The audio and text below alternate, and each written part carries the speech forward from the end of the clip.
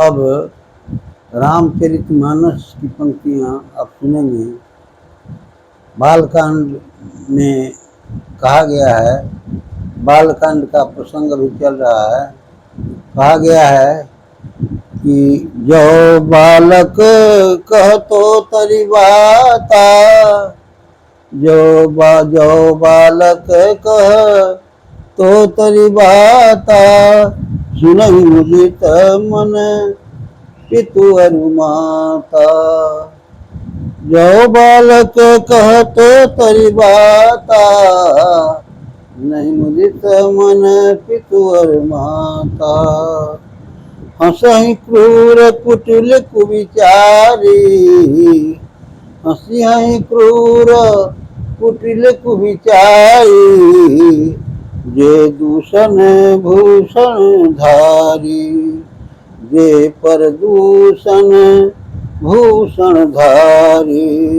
अर्थ यह है कि बालक जब तुतलापन, तुतली भाषा में, तुतली वचन में कुछ कहता है तो माँ बाप को वो तुतली वचन भी बहुत प्रिय लगता है, अच्छा लगता है। माता पिता प्रसन्न हो जाते हैं बालक के वचन को सुनकर। लेकिन वही तुतली बोली, वही तुतली बात को दूसरे लोग दूसरे तरह का अर्थ लगाते हैं। दूसरा ऐसा समझता है जो कि ये दोष है, बालक में दोष है, तुतला के उसका लड़का बोल रहा है। तो दोष, दूसरे में दोष देखता है। और दोष कैसे देखते हैं? तुलसीदास कह रहे हैं कि दोष इस तरह से देखता है जैसे आभूषण को, किसी तरह के कीमती आभूषण को सजा करके आदमी धारण किए रहता है, वैसे ही भूषण की भांति, आभूषण की तरह दूसरे के दोष को देखते रहता है, धारण किए रहता है। लेकिन इसमें ज्ञान की बात यह है कि ऐसा नहीं सोचना चाहिए। वो ऐब नहीं है, और परमात्मा की ऐसी कृपा होती है, वो उस बालक के तुतलापन की बोली को युवा होने पर धीरे धीरे वह तुतलापन बोली समाप्त हो जाती है।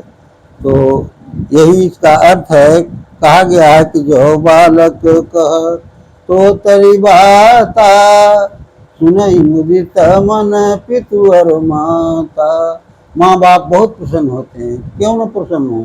आखिर वो पुत्र रत्न है।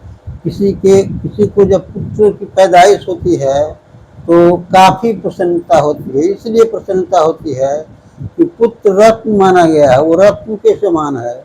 और यदि कोई पुत्र तुतलापन भाषा में, तो बोली में अगर बोलता ही है तो माँ बाप को वह बोली बहुत अत्यंत प्रिय लगती है बोली।